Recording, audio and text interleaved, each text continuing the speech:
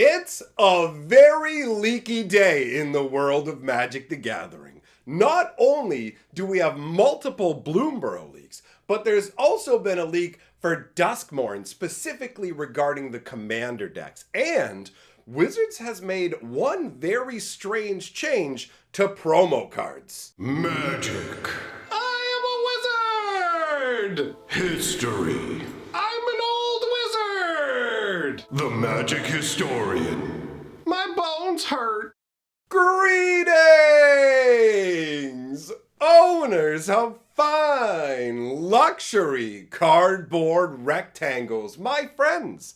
I hope the day finds you well, because we have gathered for a very leak-filled installment of Mega Magic News. And I'm super hyped about this one because I am a BloomBurrow fanboy already. This looks like a proper return to what I know in Magic the Gathering. Swords and sorcery, no futuristic insanity, no going out to cowboy land. This is grab your swords, grab your magic, let's have a good time. So, we've got multiple variations of BloomBurrow leaks that we are going to talk about. We have the Duskmourn commander deck situation. So if you didn't know, Duskmourn is the horror set that's coming on later this year. And we have some promos and secret layer bonus cards to discuss. The first thing we're going to talk about is the changes that Wizards has made to promo cards. And we're going to do that by taking a look at this Sakura Tribe Elders. Now,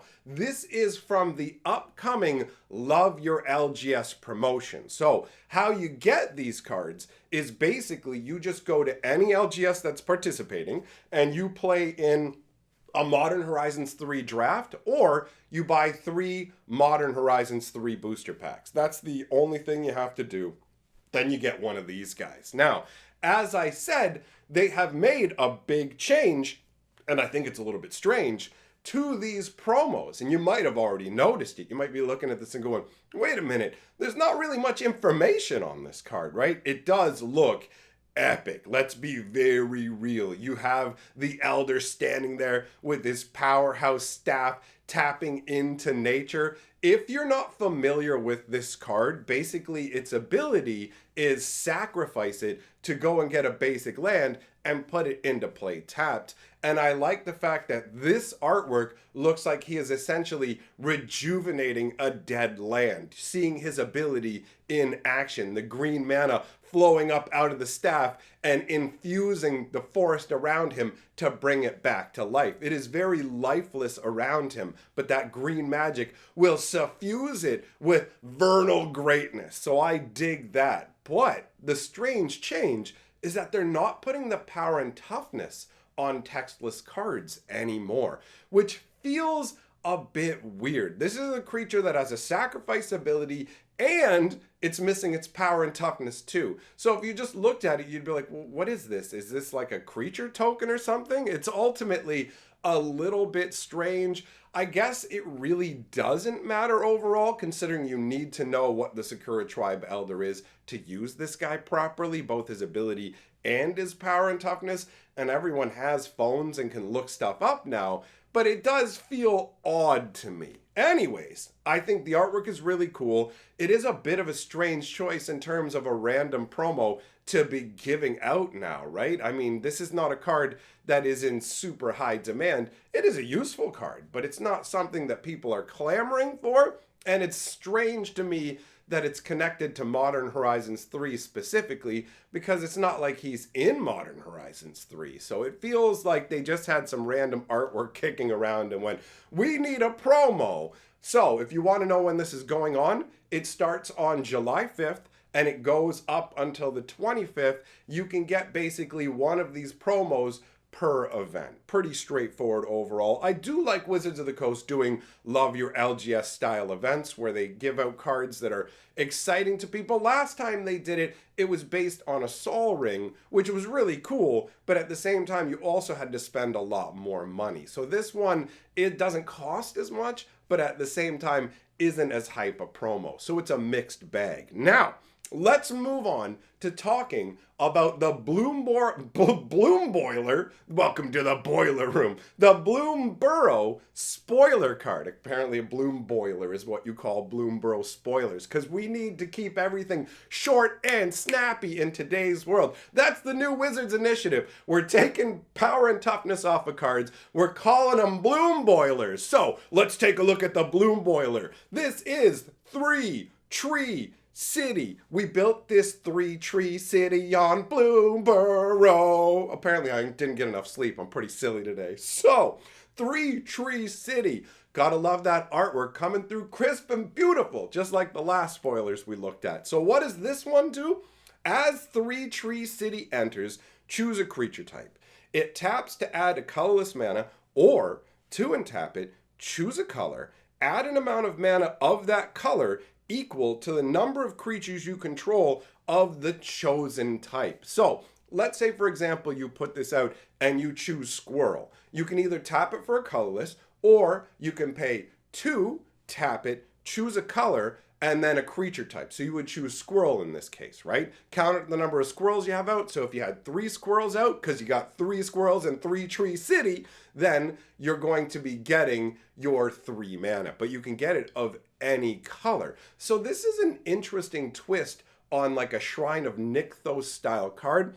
I ultimately don't know exactly where it falls on the power scale. My gut reaction is, yo, this is a powerful card, right? But at the same time, it's limited by the creatures that you have, but it also is balanced out by the fact that even if you have no creatures, it can still produce mana for you. So you're never just going to have this as a blank card, and that makes it a little more something to watch, in my opinion. This is going to obviously not be nearly as exciting if you're playing a deck with a bunch of different creature types, or you need, like if you're playing a 5-color deck and you have creatures of all 5 different colors, this thing only produces mana of 1 color on any given turn. So it can kind of be used as mana fixing, but it's ultimately not going to blow the doors off. Where this thing is going to be a house is in essentially mono or maybe 2-colored tribal style decks where you're hardcore focusing on particular creatures. Like I could see this rocking and rolling hardcore in a green deck, but then that's where my brain usually goes because green's my favorite color of Magic and I love big dumb nonsense. So cards a la Gaia's Cradle that reward you for having more creatures out. I love the fact that it doesn't actually count, it doesn't count token creatures against you. It doesn't say non-token. So all the guys you have count. If you make a little army of plant tokens or whatever it is, you're going to be able to get a insane amount of mana. So I can picture decks where this thing will fit in not just in standard, but outside of it. And BloomBurrow is going to have a very heavy tribal theme, right? We're going to actually look at some images from BloomBurrow that give some more information because there have been leaks of story aspects as well. But ultimately, this card is probably going to be up there on the desirability chain, not just for use in standard, but outside of that, right? Think of the number of commander decks that are based around a particular concept. It's like, boom. I mean, theoretically, you could even use this in an Eldrazi deck because it does tap for a colorless, or you can tap it to get colored mana based on however many Eldrazi you have out to cast your creatures with Devoid that have different color casting costs. So this card is pretty potent. I can't tell the rarity based on looking at this. I can't really tell what's going on with the artwork, any of it, but I love the idea of BloomBurrow with all the crazy animals and having a little city up in a tree, right? Like, or I guess, I don't know, 3-tree city is just, it's just got the right kind of vibe, man. I've always loved the idea of buildings nestled up in the tree, a la tree forts, you know, like the Inn of the Last Home in Dragonlance. It's got a lot of epic flavor to it. So next up, let's look at some adjacent BloomBurrow stuff that does have a leak and spoiler action to it, but aren't actually Bloom Boiler cards, okay? So next up, what I want to look at is the incredibly epic store banner that they're handing out for stores to hang up at your LGS to get you hyped about BloomBurrow. Look at this. Look at all the different creatures that are represented. If you don't know what the idea behind BloomBurrow is, there are no normal humanoids that we're used to. So forget about humans, they're right out. But also forget about elves, Vidalkins. All of the normal humanoid races we see are gone. In fact, BloomBurrow has a particular kind of magic on the world where it says, yo, anybody who comes here who happens to be a human, an elf, a Vidalkin, or whatever, they get transformed into their animal counterpart. So whatever animal most closely suits their personality is what they transform into. So for example, Ral Zarek is the planeswalker we know is going to be coming to this plane, and we will see him in otter form. I don't know if the spoiler card we saw in the last video was actually Ral in his otter form because it was so crunched out and cooked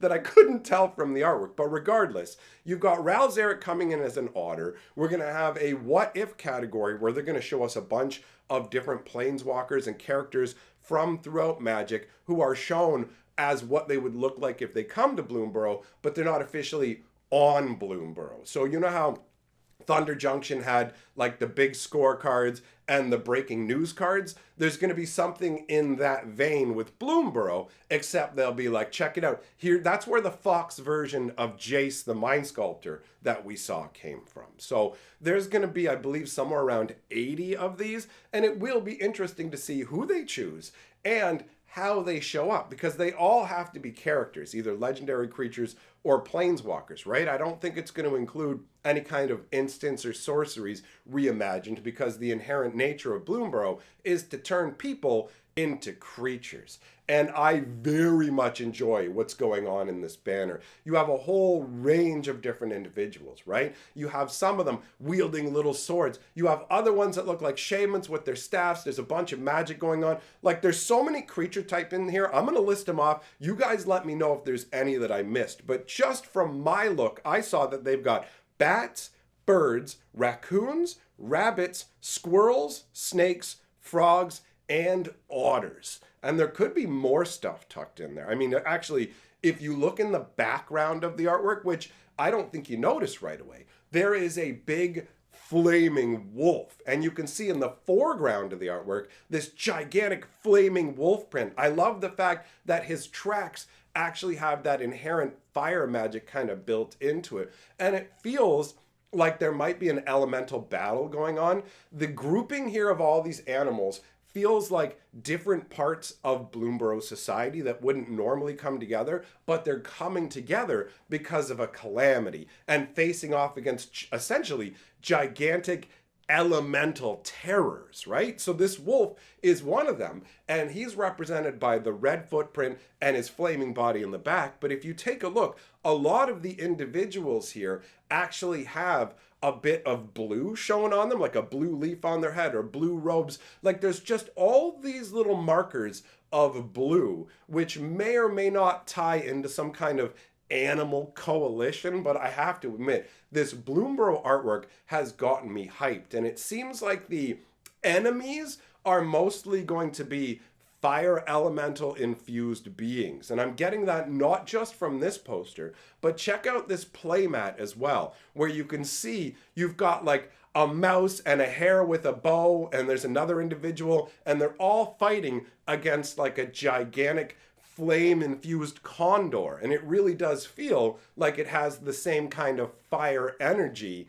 that the wolf that we just saw did. So it's not 100% clear whether there's going to be a range of different kind of elemental animals that are the enemy of the regular animals, because you'll notice none of the animals we saw in the previous art we looked at or this one have any kind of elemental magic coming off of them, no glowing runes, nothing that really gives the same kind of feel. And I think this is a really smart stylistic choice that differentiates the animals that are to be feared versus the animals we're supposed to consider like our friends, the ones we're on the side of, right? At the end of the day, the big hulking, like, it's already a wolf that's way bigger than them. It's already a condor that's way bigger than them. But then you have elemental fire infused into them as well. How much stronger does that make them? Can they set your homes on fire, right? And there are more elements of these elementals in our Bloom Boiler talk, right? So when it comes down to this, the main story involves the Great Night Owl. And there was another leak in the form of a deck box. So take a look at this deck box.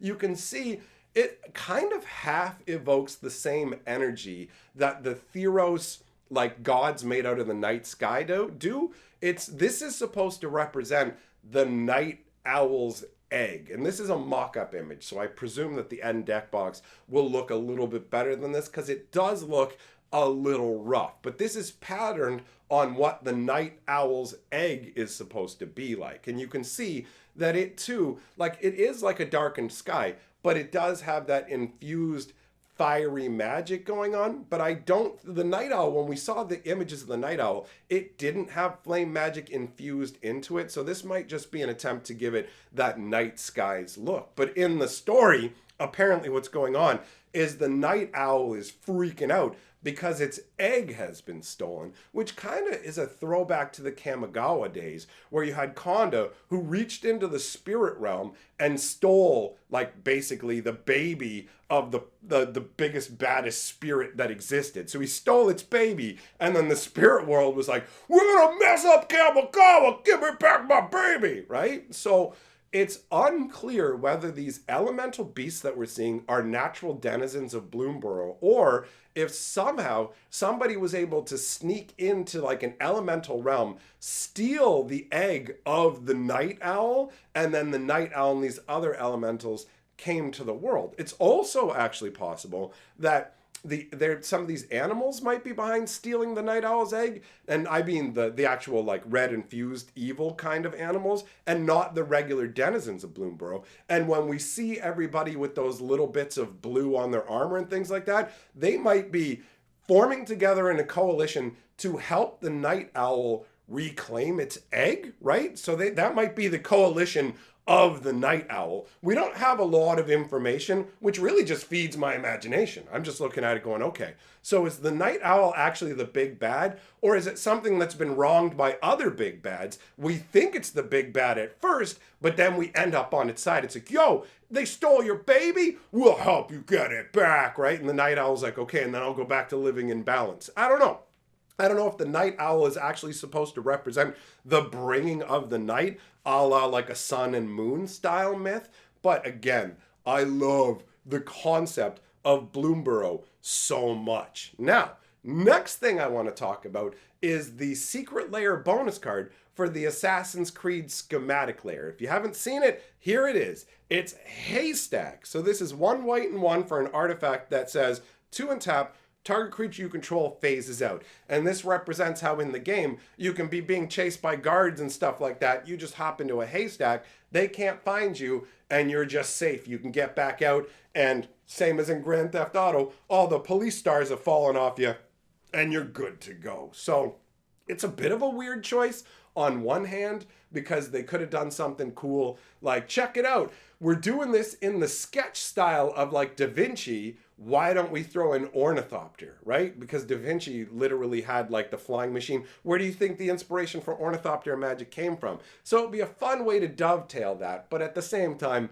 Wizards clearly is choosing to do what is going to make Assassin's Creed fans happy. They'd probably be happier with the haystack than they would with the ornithopter if they're new to magic. And considering Assassin's Creed is definitely bringing in new people and doesn't seem to have as much appeal for people who are already in magic, it probably turns out to be the better choice. Speaking of secret layers, I just want to touch on what's going on with those as well. Right now, we're at the point where the Hatsune Miku secret layer is already completely sold out. And there may actually be another 1 or 2 by this point that are sold out. They're moving out fairly quickly when it comes to the Hatsune Miku stuff. And Wizards of the Coast seems to have reduced the amount of secret layers that they're creating overall. Because remember, they switched from doing it as a print to demand scenario, and they switched over to pre-printing them in advance, but still making you wait like 6 months to get them sometimes, depending on where you are in the world, which is very strange. But regardless, Wizards has dialed back on the amount of secret layers they're making considerably. Not like the different secret layers, but just the amount of each secret layer. And I believe that is because they have a situation where if they make too many of them, they're stuck storing them and they have to find other ways to get rid of them, right? So they have to put them out through Hasbro Pulse, or they have to put them out at conventions and things like that. And ultimately that ends up devaluing secret layers. And on top of that, they have other secret layer cards that they do as well, where they have like the secret layer promos and everything. So I think they're trying to pull back the box secret layers and just have them as things you can really only get by ordering them. So there are a number of people who are unhappy again that Hatsune Miku went so quickly, but that's going to be the way each time, guys. And for some reason, Wizards didn't include like an extra bonus card you could order with this one. So I really think that secret layers have finally hit that real diminishing return point for Wizards, where they're like, okay, these aren't selling on the level that we want them to, and they have X number planned out. But before, they were releasing them individually. Now they're only really doing them via super drops, and the super drops seem to be struggling with, again, the exception of Hatsune Miku, where they actually did a special bundle where it's 4 copies of the Miku secret layer. So English and Japanese in foil and non-foil. That stuff all sold out. So surprisingly enough, the Miku is the biggest home run that we're probably going to see all year for secret layers. Because remember, there's 2 more coming. Now, next thing I want to mention, just tossing it out there, we found out that Jumpstart 2025 is going to be a thing, and it is going to release mid-November. So near the end of the year, we're going to get the next Jumpstart. Now, it remains to be seen what that Jumpstart's going to be, right? Because Jumpstart for a while was one thing where it's like, okay, Jumpstart's a good product. And then they reskin it as theme decks. And it's like, okay, Jumpstart's a bad product. And then the last Jumpstart they did was the good version of Jumpstart. The fact that they're only releasing one this year leads me to believe it's going to be the good version. But with Wizards, you never know. So I'll keep you updated on that. Let's move on to talking about Duskmourn, which is the upcoming horror set, right? Now, this has the potential to be really cool or really lame. The idea is the entire plane is one gigantic living building. And some of the artwork we've seen has been absolutely insane. So the question of whether it's going to be good or bad is going to be based on, is Wizards going to go for some campy nonsense and bring everybody in like they did for the Cowboy set? Are they going to try and have a bunch of cards based on like Jason, Freddy, Chucky? Like, how are we going to experience the horror of this world? Well, we've been given a tiny little view into Duskmourn in the form of getting the names of the upcoming commander decks. So we'll talk about the names, and I'll talk about what the possibilities could be for these decks. So the first deck is called Miracle Worker. Now, my gut says that's probably a white-blue deck, most likely, right? That's what you think, like faith healers, that kind of stuff, right? On top of that, you have the potential return of miracles, which would feel like shining hope in the darkness. We did originally see miracles in what was it, Avacyn Restored? Around that time frame, right? When you had the darkness of Innistrad, but you'd have miracles. So that might be the one deck that isn't like evil oriented. So it might include miracles, or it might just be they're calling a miracle worker because of some other aspect of the creatures that are in there, right? Next up is Death Toll. That one says to me, gut-wise, green-black, right? And it's going to have a destroy your opponent's creatures, but also sacrifice your own stuff for gain. That's how you get a mounting Death Toll. So ultimately, that's the gut feeling that one gives me. Then you've got Jump Scare, which that's a perfect name for a horror set. Jump scares are the laziest form of horror as far as I'm concerned. It's just startling somebody. I've literally gone to the movies and seen horror movies where the only thing that got any reaction out of me at all was a dog jumping out a fence. Like everything they tried to do with the demons and horror in the movie did nothing. And then a dog going, rah, made me go, a little bit. And I'm like, that's it. That's what you gave me for my 2 hours and my money, right? So I don't personally like jump scares. I think it's lazy, cheap crap.